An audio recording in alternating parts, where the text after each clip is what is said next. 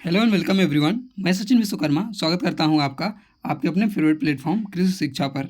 आज के वीडियो में आपके लिए बेसिक एग्रीकल्चर सेकंड सेमेस्टर का जो आपका फंडामेंटल ऑफ प्लांट बायोकेमिस्ट्री का पेपर हुआ है, इसका सोल्यूशन लेकर आया हूं। तो आप लोग फटाफट से अपना आंसर मिला लीजिए। आज की हमारी बुकलेट सीरीज़ जो है ये सी है। तो कल के पेपर में मैंने कुछ क्वेश्चन जो है गलत बता दिया था। तो आज के बाद जो है जो सोल्यूशन आएगा 100% सही आएगा, चाहे जितनी देर लग जाए। और जो क्वेश्चन मुझे नहीं पता होगा उसको मैं स्किप कर दूंगा, नहीं बताऊँगा, लेकिन गलत नहीं बताऊँगा। तो चलिए वीडियो को शुरू करते हैं। पहला है, दूध में अभाव होता है, यानी दूध में किसका अभाव होता है? तो दूध में लोहे का अभाव होता है। उसके बाद है प्रोटीन शब्द का सुझाव दिया गया। तो प्रोटीन शब्द का सुझाव जो है बर्जेलियस के द्वारा दिया गया। अगला क्वेश्चन है, निम्नलिखित में से कौन सा एक स्क्लेरो यानी कंकाल प्रोटीन नहीं है? तो इसका उत्तर हो जाएगा ग्लोबुलिन, ऑप्शन डी करेक्ट होगा। इसके बाद है, सरल प्रोटीन का जल अपघटन करने पर प्रदान करता है। तो ये जो है केवल अल्फा एमिनो अम्ल प्रदान करता है। इसके बाद है, निम्नलिखित में से कौन सा सुमेलित नहीं है? तो इसका जो करेक्ट आंसर होगा वो हो जाएगा आपका क्रोमोप्रोटीन लिपिड्स, ऑप्शन डी इसका करेक्ट होगा। इसके बाद अगला क्वेश्चन है, कोबाल्ट घटक है। तो कोबाल्ट जो है ये घटक है विटामिन B12 का, ऑप्शन इसका डी करेक्ट होगा। इसके बाद है, रक्त का सामान्य पीएच होता है। तो रक्त का सामान्य पीएच होता है 7.4। इसके बाद है, जीन है। तो जीन जो है ये डीएनए होता है। ये सभी आंसर जो है एक ऑथेंटिक सोर्स से देखकर मिलाए गए हैं। इसके बाद है, डीएनए में नहीं पाया जाता है। तो डीएनए में यूरेसिल नहीं पाया जाता है। इसके बाद अगला है, निम्न में से विटामिन सी का प्रचुर स्रोत है। तो नींबू जो है ये विटामिन सी का प्रचुर स्रोत है। अगला क्वेश्चन है, पायरिया यानी दंतपोई रोग संबंधित है। तो पायरिया रोग जो है ये संबंधित है विटामिन बी कॉम्प्लेक्स से। अगला है, निम्नलिखित में से कौन प्राकृतिक हार्मोन नहीं है? तो 2,4-D जो है ये प्राकृतिक हार्मोन नहीं है। इसके बाद है, निम्नलिखित में से कौन सा सुमेलित नहीं है? तो इसमें से जो सुमेलित नहीं है वो हो जाएगा आपका विटामिन ई केराटोमलेशिया। केराटोमलेशिया जो है ये विटामिन ए की कमी से होता है। इसके बाद है, ऑक्सीजन शब्द का प्रतिपादन किसने किया था? तो कोगेल एवं हॉजन स्मिथ ने किया था। इसके बाद है, किस हार्मोन को तनाव हार्मोन कहा जाता है? तो जो आपका एब्सिसिक एसिड होता है इसे जो है स्ट्रेस हार्मोन कहते हैं। इसके बाद है, आधुनिक जीव रसायन की कितनी शाखाएं हैं? आधुनिक जीव रसायन की 2 शाखाएं हैं। इसके बाद है, कोशिका का ऊर्जा घर किसे कहा जाता है? तो माइटोकॉन्ड्रिया को कोशिका का ऊर्जा घर कहा जाता है। फिर है, मोनोसेकेराइड का सामान्य सूत्र है। मोनोसेकेराइड का सामान्य सूत्र है तो HNH2NON, ये जो है मोनोसेकेराइड का सामान्य सूत्र है। अगला क्वेश्चन है, पॉलीसेकेराइड का सामान्य सूत्र है। तो पॉलीसेकेराइड का सामान्य सूत्र ऑप्शन डी करेक्ट होगा, C6H12O6N। इसके बाद अगला क्वेश्चन है, पेंटोज शर्करा है। तो पेंटोज जो है एक राइबोज शर्करा है, ऑप्शन इसका सी करेक्ट होगा। इसके बाद वसा ठोस होती है। तो ये जो है 20 डिग्री सेंटीग्रेड, वैसे तो रूम टेम्परेचर पर जो है ये ठोस होती है, लेकिन 20 इसमें करेक्ट होगा। फिर है, दुग्ध शर्करा के नाम से जानी जाती है। तो लैक्टोज को दुग्ध शर्करा कहा जाता है। फिर है, स्टेरॉयड उदाहरण है। स्टेरॉयड जो है किसका उदाहरण है? तो ये एक व्युत्पादित लिपिड या डिराइव्ड लिपिड का उदाहरण है।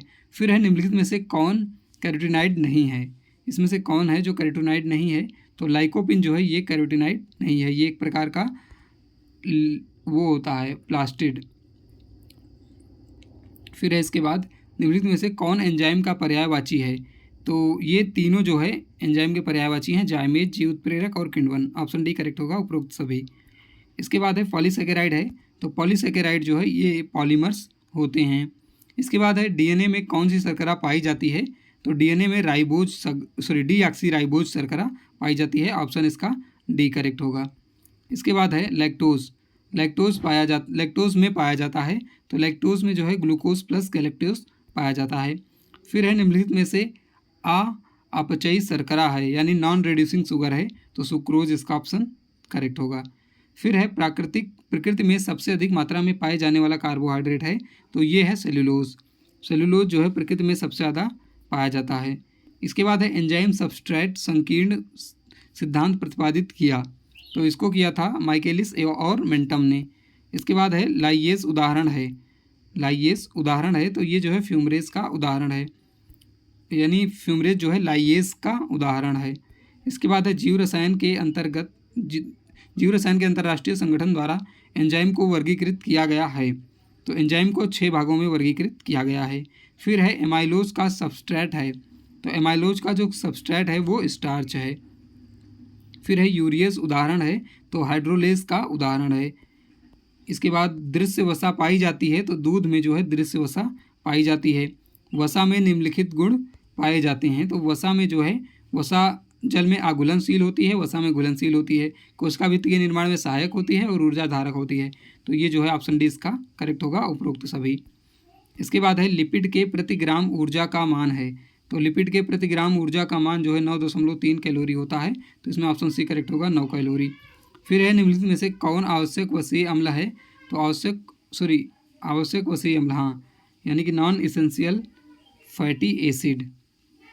Which of the following is not essential fatty acid. तो इसमें हो जाएगा अरेचिडोनिक एसिड, ऑप्शन इसका सी करेक्ट होगा। इसके बाद है निम्नलिखित में से कौन फास्फोलिपिड नहीं है।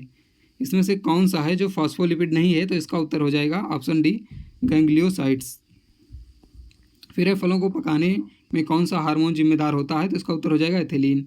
फिर है निम्नलिखित में से कौन रंध्रों को बंद करने में बढ़ावा देने वाला हार्मोन है।